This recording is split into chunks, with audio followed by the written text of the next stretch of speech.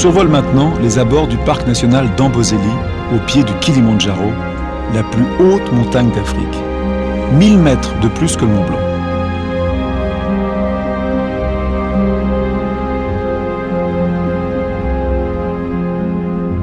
En fondant, la neige du glacier a formé un immense marécage qui est le cœur de la réserve.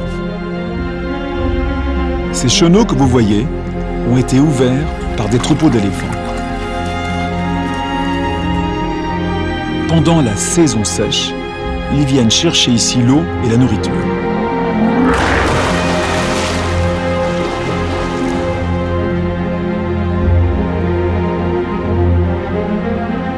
À cette époque, leur population peut doubler ou même tripler.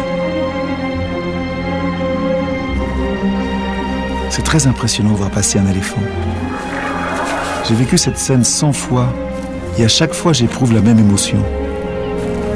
Un éléphant, il a la puissance tranquille d'un animal qui ne craint personne et qui n'est craint par personne.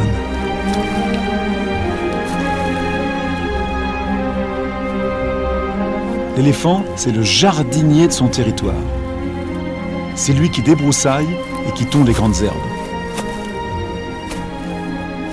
Avec ses bouses, il sème aussi des graines qui sont autant de pépinières. L'éléphant, au fond, c'est un petit écosystème à lui tout seul. Ça fait 20 ans que Nora étudie ces éléphants du parc d'Amboseli.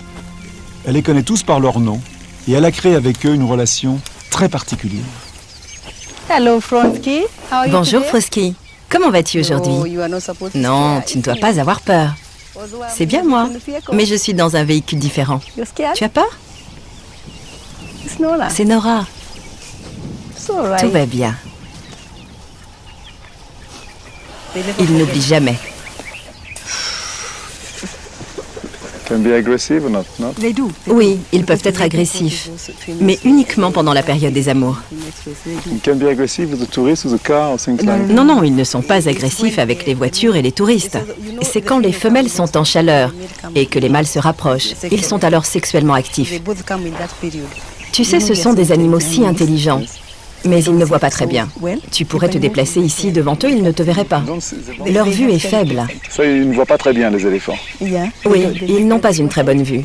They have sense of Par hearing, contre, ils ont une très bonne ouïe et un excellent odorat. but poor seeing is very poor. Tonight, Le problème, c'est que le soir, ils rentrent dans les fermes. they go to the farm at night. Dans la journée, ils se nourrissent dans le parc, ils viennent s'abreuver, mais le soir, ils vont dans les fermes. They go to the farm. Ici aussi, on retrouve des problèmes de cohabitation. Vous voyez ces champs de maïs? Certains sont régulièrement saccagés. Traditionnellement, les Maasai sont des éleveurs. Pendant des siècles, ils ont cohabité pacifiquement avec les éléphants. Mais aujourd'hui, les Maasai ont loué leurs terres à des cultivateurs. Certains même la travaillent. Et les problèmes de voisinage ont commencé. J'avais planté des oignons. Tout a été mangé par les éléphants. J'en avais planté partout, ici et là, au milieu du maïs. Je les hais, ils ont encore tout détruit. J'aimerais bien qu'on s'occupe de ce problème. Je ne suis pas content du tout. J'ai tout perdu. Je n'ai plus rien du tout, c'est une catastrophe. Comment je vais faire pour payer l'école de mes enfants? Comment je vais faire pour les habiller et les nourrir? Que se passe-t-il, Nora? And the number of Le elephants, nombre d'éléphants est en they are augmentation. going out of Ils sortent du parc et ils vont dans les champs. Alors ils posent des problèmes aux fermiers. A lot of problems. Qu'est-ce que vous allez faire contre les éléphants? Je n'ai pas le choix. Je vais cultiver mon champ encore une fois. Je vais replanter des oignons, mais cette fois, je m'occuperai moi-même de protéger mon champ la nuit. Je serai dans mon champ tous les soirs. Avez-vous déjà été attaqué par des éléphants en protégeant vos champs? Est-ce que ça arrive souvent?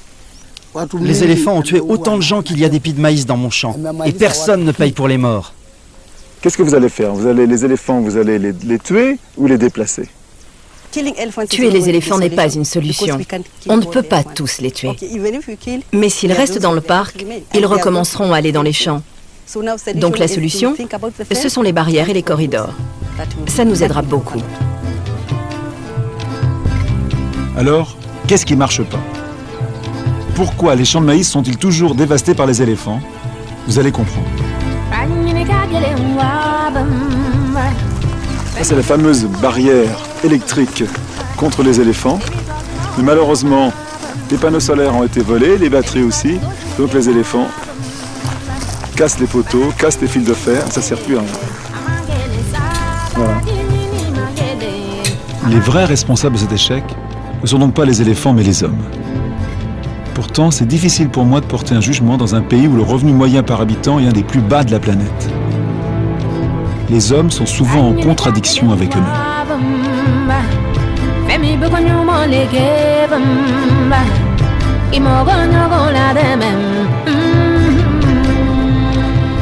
Nous arrivons à la ferme orphelinat de Daphné Shelnut. Daphné recueille les petits éléphants dont la mère a été tuée. L'éléphant a un besoin vital de conserver sa relation avec son groupe. C'est l'amour que leur gardien leur donnera qui va les sauver. Ça, c'est le petit qui a amené Nora. Voilà. Dont la mère a été tuée par des fermiers qui rentraient dans les plantations la nuit. Hein. Les éléphants ont une très très grande mémoire affective et ils se souviennent de leurs soigneurs toute leur vie. On raconte l'histoire d'un éléphant de 42 ans qui, 35 ans après, sans l'avoir vu, a reconnu immédiatement son soigneur. Hein? Comment tu vas, toi? Et quand ils arrivent ici, ils sont très très déprimés. Ils sont vraiment, ils ont perdu leur mère et quelquefois, même s'ils sont en bonne santé physique, ils n'arrivent pas à les sauver tellement ils sont tristes. Hein? Tout le travail des soigneurs sera de reformer un groupe, de reconstruire une famille. Et j'aime à penser que c'est par l'amour qu'on sauve des vies.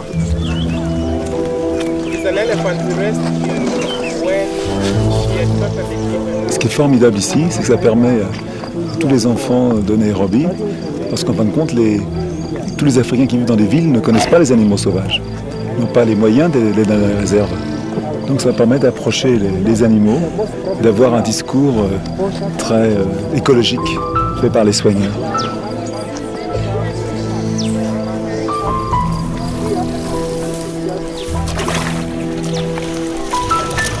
Quand on parle de la sélection naturelle, on pense surtout à la lutte pour la vie. Et peut-être que la nature a aussi inventé l'amour pour notre survie. Et ça, faut pas l'oublier.